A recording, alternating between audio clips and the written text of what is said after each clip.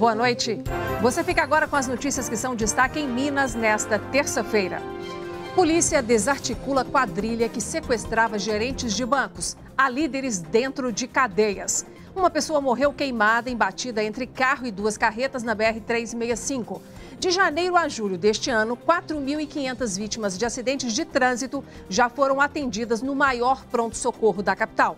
17 mil voluntários estão participando dos testes da primeira vacina contra a dengue desenvolvida no Brasil. Centenas deles estão aqui em BH.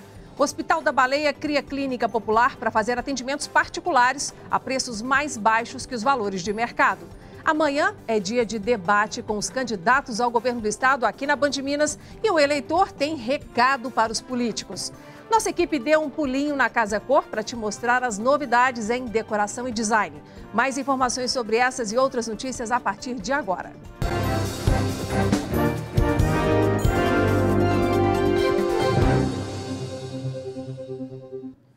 Um jovem de 19 anos foi preso suspeito de cometer homicídios, além de um possível envolvimento com quadrilha de tráfico de drogas na região metropolitana de Belo Horizonte. A operação começou ainda durante a madrugada desta terça-feira. 40 policiais civis e 40 guardas municipais participaram da ação. Nós tivemos uma série de homicídios ocorridos de 2016 até início de 2018 nessa região da Vila Barroquinha, região da Praia, aproximadamente uns 13 homicídios.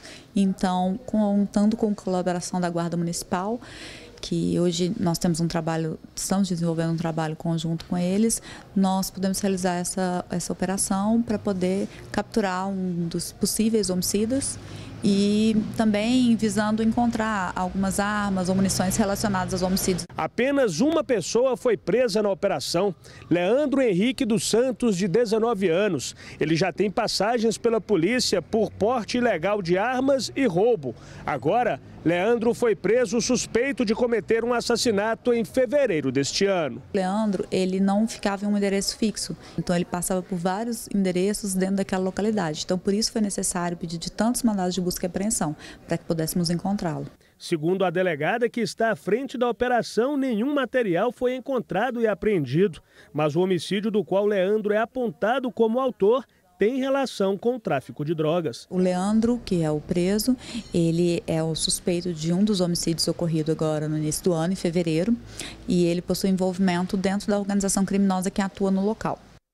A siderúrgica Uzi Minas, em Ipatinga, no Vale do Aço, voltou a registrar um acidente grave. Ontem, um eletricista teve um dos braços amputados durante uma operação de manutenção. Esse foi o terceiro acidente em menos de uma semana. Um deles terminou em morte. O Ministério Público abriu 2 investigações para apurar os danos ambientais e os crimes de lesão corporal relacionados à explosão do gasômetro ocorrido na última sexta-feira, que feriu levemente 34 pessoas. A Polícia Civil também já instaurou inquérito. Por meio de nota, a Uzi Minas lamentou o acidente com o eletricista ocorrido na segunda-feira e disse que ele foi prontamente socorrido e encaminhado ao hospital. A empresa ressalta que o local onde o acidente aconteceu não tem ligação com as áreas das ocorrências anteriores e que apura as circunstâncias do acidente.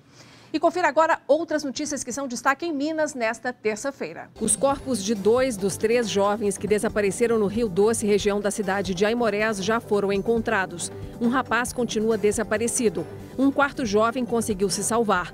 Os bombeiros utilizam barcos e drone. Um helicóptero da PM também integra a força-tarefa. As buscas serão retomadas às 6 da manhã.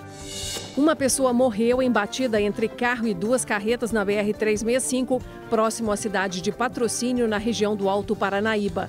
Segundo o Corpo de Bombeiros, o carro bateu na traseira de uma carreta, perdeu o controle e atingiu a contramão, colidindo de frente com outra carreta, pegando fogo na hora. A motorista do carro morreu. Os condutores das carretas não se feriram. Depois de quase 5 meses parcialmente interditada por risco de desabamento, a BR-356, no trecho que fica em área urbana da capital, sentido Rio de Janeiro, foi liberado para o trânsito.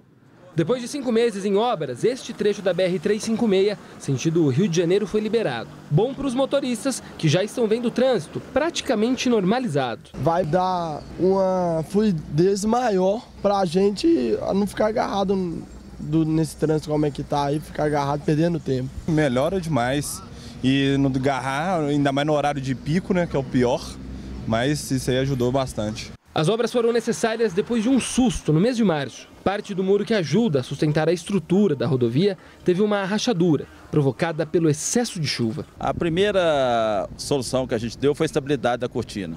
Provisoriamente, nós instalamos 3 vigas metálicas para impedir o colapso da estrutura no painel crítico e, a partir daí, passamos a executar o projeto definitivo. Nós podemos contabilizar 95% da obra já concluída.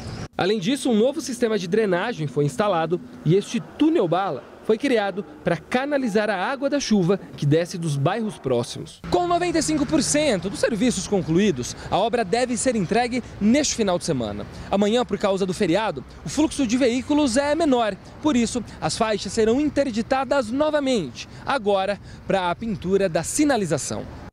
Um estudo realizado em todo o país mostrou que são gastos pelo menos 36 bilhões de reais por ano com o atendimento de pessoas que sofrem acidentes de trânsito.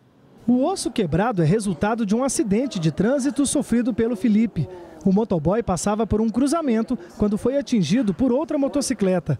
Ainda no hospital, ele lamenta a falta de atenção dos motoristas pelas ruas. Eu vejo acidente de moto com motocicletas todos os dias e assim, parece que no final de semana é um número maior, porque as pessoas, eu acho que elas esqueceram da lei seca. A pessoa sai do bar, cara, entra no carro, monta na moto, entendeu? Então acabou a conscientização das pessoas a respeito de trânsito. O médico que atendeu Felipe é cirurgião de traumas do Hospital João 23 em Belo Horizonte.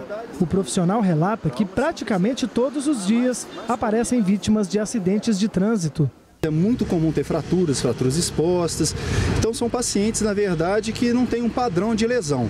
Sempre o ocupante da moto, normalmente é o mais grave, porque ele está desprotegido, né? Mas a gente tem também motoristas de carro que não usam cinto de segurança, que às vezes excedem a velocidade e também tem muito trauma torácico, trauma abdominal. Em Minas Gerais, as vítimas de trânsito com ferimentos mais graves são trazidas aqui para o Hospital João 23.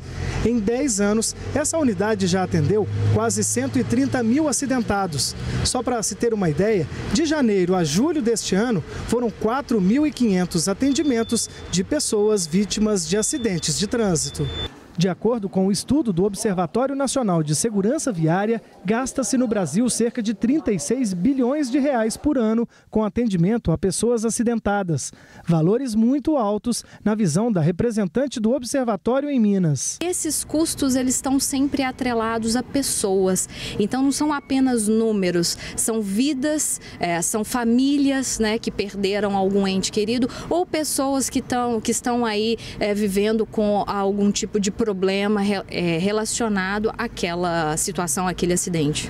Em vigor desde 1998, o Código de Trânsito Brasileiro já teve mais de 20 emendas e cerca de 700 resoluções. Apesar de parecer completo, ele dá a impressão de não ser suficiente para reduzir o número de acidentes no país. E eles estão mesmo ligados à imprudência. Segundo dados da Polícia Civil de Minas Gerais, só em 2018, quase 330 mil multas foram aplicadas na capital por excesso de velocidade. Falar ao celular enquanto dirige também está no topo das infrações. Desde janeiro, cerca de 30 mil autuações foram aplicadas no estado. O que é fundamental, parar de se gastar com o resultado da violência no trânsito, investir na prevenção, investir nas ações educativas, investir naquilo que está previsto no Código também, que é a educação para o trânsito dentro das escolas, e investir na formação dos condutores, que hoje precisa ser atualizada, para que no futuro a gente possa gastar menos com os acidentes de trânsito. A Polícia Civil desarticulou a maior quadrilha de sequestros a gerentes de bancos que atuava em Minas Gerais. Ao todo, 13 pessoas foram apresentadas pela polícia. Elas fazem parte de uma quadrilha especializada em sequestrar gerentes de bancos em cidades do interior de Minas. Sempre tinha alguém da cidade que fazia o levantamento da vítima do banco, passava informações para eles, inclusive vídeos, fotos e áudios, mostrando a casa do gerente, mostrando o carro dele, mostrando a casa dele. Ele fazia o planejamento, passava para eles. Eles tinham o costume de pegar a vítima chegando em casa no final do dia, mantinha a família na casa casa até assim, um certo horário. Pela manhã, o gerente era levado ao banco pelos bandidos, enquanto parte dos criminosos permanecia com a família refém. A vítima era obrigada a entrar sozinha na agência, muitas vezes com uma bomba falsa amarrada ao corpo. Só depois que o dinheiro era entregue, todos eram libertados. Os policiais acreditam que esta seja a maior organização criminosa do país atuando nesta modalidade de sequestro. Dos 14 crimes ocorridos aqui no estado este ano, 9 tiveram a participação do bando. O grupo era extremamente organizado e cada um tinha uma função. De acordo com as investigações, as ações eram lideradas por Vanderlei Silva Andrade, de dentro da penitenciária. Numa das ligações interceptadas pela polícia, Chacal, como é conhecido no mundo do crime, dá as coordenadas. Não serve para mim de nada, não serve de nada, eles têm que ter pelo menos um filho para mim.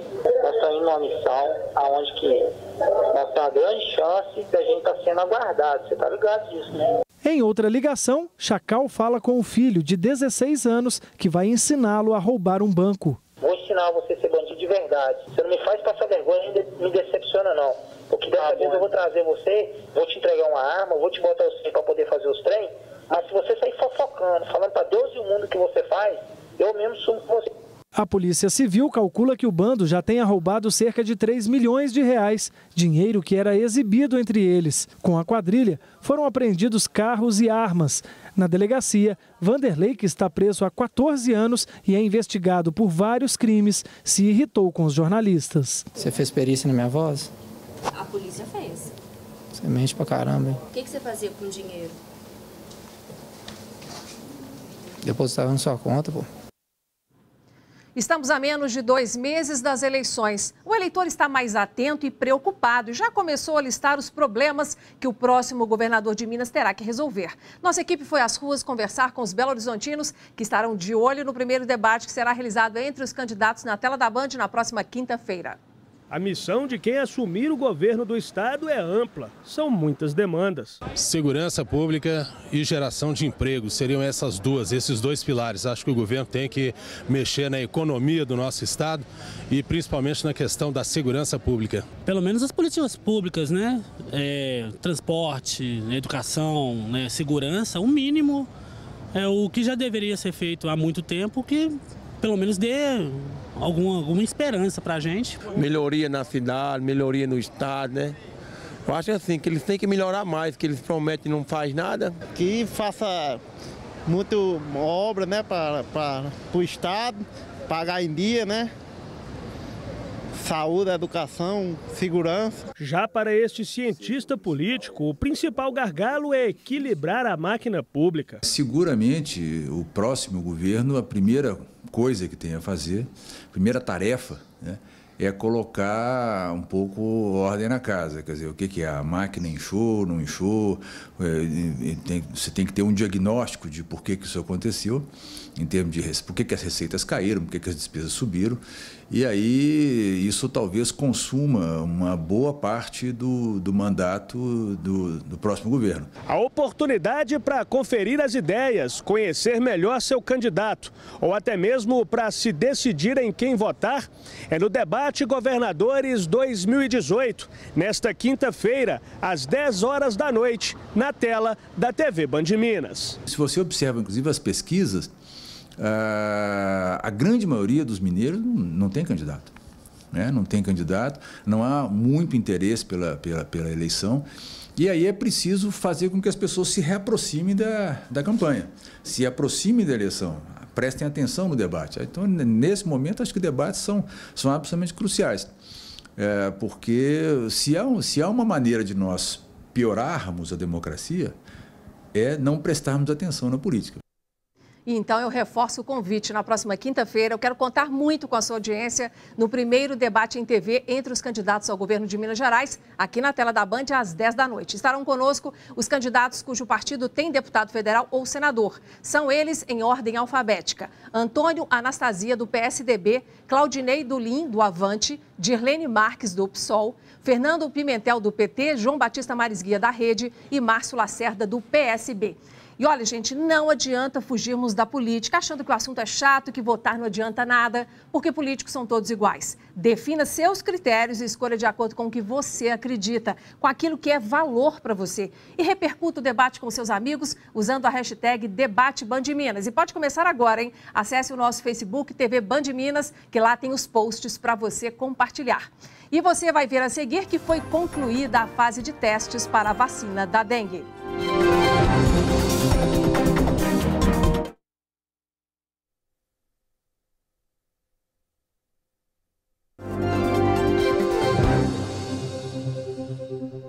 Foi concluída a fase de testes em laboratório da primeira vacina brasileira contra a dengue desenvolvida pelo Instituto Butantan.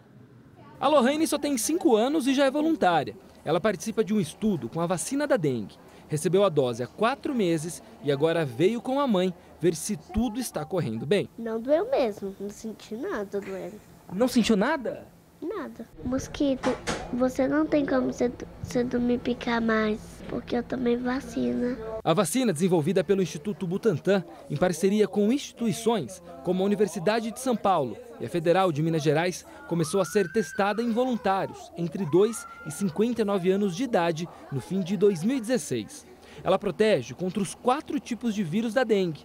Quem participa dos testes recebe um kit como este, para anotar a temperatura diária e a ocorrência de efeitos colaterais. Durante os 5 anos, nós temos 10 visitas. Nessas 10 visitas pré-agendadas, o voluntário chega, passa pela equipe de enfermagem, pela equipe médica e é coletado sangue.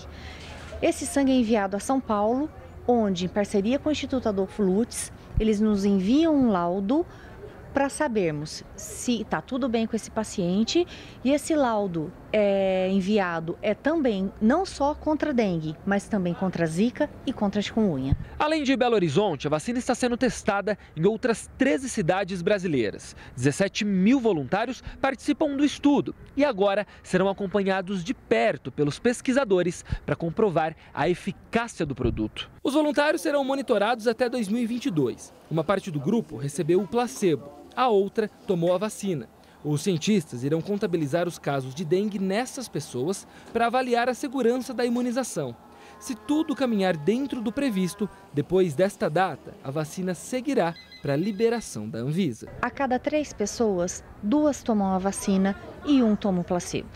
O placebo, ele é uma substância semelhante à vacina. Entretanto, o placebo não contém os vírus, que são os responsáveis a levar o nosso organismo a estar produzindo os anticorpos, que são as nossas células de defesa. Então, nós precisamos desses dados porque nós temos que ter os controles positivos e os controles negativos durante o nosso estudo. O estudo de fase 3, aí você envolve milhares de pessoas para saber quantas pessoas tomam a vacina e de fato ficam protegidas, que aí é o teste de eficácia. É claro que a gente não descuida da segurança, então todos os nossos participantes, a gente avalia os efeitos colaterais da vacina de forma bastante criteriosa. Nesse estudo agora a gente vai acompanhar as pessoas por 5 anos e verificar quantas pessoas vacinadas pegaram dengue e quantas pessoas não vacinadas pegaram dengue.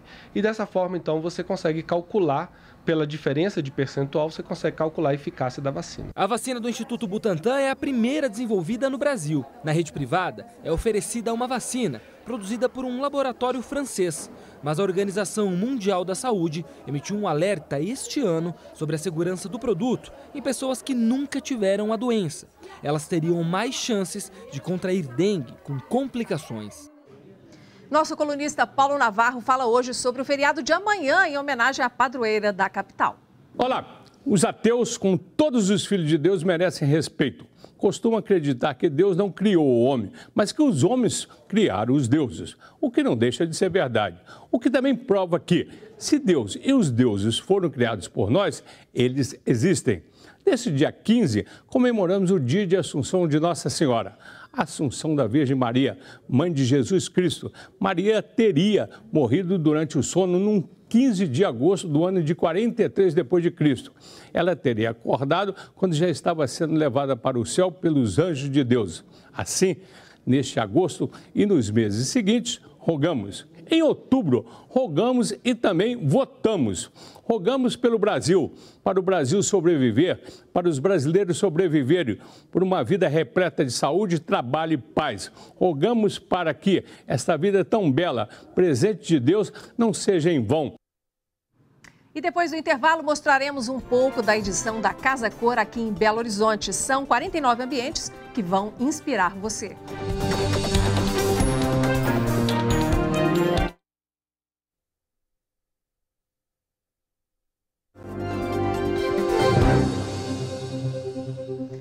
Estamos de volta e com mais uma notícia sobre saúde. Com alto nível de desemprego, o número de contratos de planos de saúde em Minas caiu 7% em 4 anos, segundo a Agência Nacional de Saúde Suplementar. E nesse cenário, tem até hospital cobrando preços mais acessíveis. Durante 3 anos, o Vilmar tentou marcar uma cirurgia de reversão de vasectomia pelo SUS sem sucesso. Agora ele vai finalmente agendar o procedimento pelo programa Mais Baleia. Na minha visão hoje do SUS, o SUS está quebrado. O plano de saúde, principalmente dependendo da idade, se torna muito caro. Fica complicado, fica difícil de pagar um convênio. Fazer um plano de saúde não cabe no orçamento de muita gente. Como resultado da crise econômica, o número de pessoas que pagam para ter acesso à rede privada em Minas caiu 7% nos últimos 4 anos, segundo a Agência Nacional de Saúde. E como as clínicas populares só oferecem consultas, o programa criado pelo Hospital da Baleia tenta atender a demanda de procedimentos não urgentes de média e alta complexidade. A gente oferece um valor bem diferenciado, em torno de 30% abaixo do mercado, os preços do Hospital da Baleia, no qual o pacote ele contempla toda a parte hospitalar, honorário médico, honorário do anestesista e, se o paciente precisar de algum material especial, também. E dividimos em até 10 vezes sem juros no cartão de crédito. Depois da primeira consulta, o paciente passa por uma série de exames e aguarda cerca de 20 dias para fazer o procedimento. É que, ao contrário do que acontece no SUS e em alguns planos de saúde, não é preciso entrar em fila de espera. No caso da cirurgia bariátrica, a gente demora para ter um preparo adequado do paciente no pré-operatório em torno de 2 a 3 meses. Em 2017 foram realizadas 100 mil cirurgias bariátricas. Dessas 100 mil, apenas 10 mil pelo SUS. A gente está falando de uma população de 5 milhões de pacientes obesos com indicação de cirurgia. Então a espera no SUS é muito longa. A Rosimeire acabou de fazer a cirurgia bariátrica pelo programa. E apesar de o procedimento não ser considerado urgente, a demora poderia piorar o quadro de saúde dela. Falta informação, né? Porque às vezes, igual eu, por exemplo, eu não sabia dessa clínica. Foi através de um grupo, porque eu tinha necessidade realmente de fazer e através daí eu consegui um preço acessível e de qualidade. E agora, um assunto leve para encher os olhos. Você vai conferir as novidades em arquitetura e decoração que a Casa Cor trouxe para a capital. São 49 ambientes montados por profissionais renomados em um casarão histórico da cidade. Um casarão do acervo da extinta Rede Ferroviária Federal, na Rua Sapucaí, um dos corredores culturais e gastronômicos de Belo Horizonte, é reaberto pela segunda vez após 10 anos fechado para receber a tradicional mostra de arquitetura, design de interiores e paisagismo. A edição desse ano da Casa Cor Minas valoriza os ambientes multifuncionais. Nossa casa precisa ser o nosso lugar de refúgio, um lugar de relaxamento. A gente precisa tomar mais cuidado com esse espaço. Então a proposta é trazer esse tema e retratar de diversas formas. São 49 ambientes assinados por 86 profissionais. Me inspirei em todas as mulheres de uma forma geral e aqui eu chamei toda essa inspiração de Laboratório de Ideias da Alice, que é a personagem desse ambiente. Então ela é uma mulher que trabalhou muito tempo numa multinacional e que ela abriu em casa como se fosse uma startup, um home office que ajuda outras mulheres a empreender. Unir dois extremos de uma casa como a garagem e a área de piscina é a proposta da Rosângela e do Eduardo. Trabalho em família. A gente faz com muito amor, com muito prazer, respeitando muito as necessidades dos clientes, né? Cada projeto é um projeto. Não tem como você definir o projeto sem o habitante, né? Criamos essa garagem com a mesma leitura da parte da piscina, onde nós pontuamos a garagem para ser uma parte lounge, uma parte até para receber um after party, para eventos, festas. E a parte da piscina, como a gente tinha um espaço pequeno, então a proposta foi fazer ela bem funcional, onde nós criamos 3 pontos de lazer, que é o spa, a parte da praia para tomar um sol e a parte da piscina para se refrescar. A Casa Cor também conta com um ateliê que estará sempre em movimento. O tema é Casa Viva, então ele vai estar modificando o ambiente, vai pintar ao vivo, estão todos super bem convidados. A Casa Cor Minas vai até o dia 16 de setembro, de terça a sexta, de 3 da tarde às 10 da noite, sábados de 1 da tarde às 10 da noite, domingos e feriados de 1 da tarde às 7 da noite. Ingressos R$ 25,00 a meia entrada. Para rever nossas reportagens, acesse youtube.com/TV Band Minas. Você pode até assinar o nosso canal e compartilhá-lo com os seus amigos.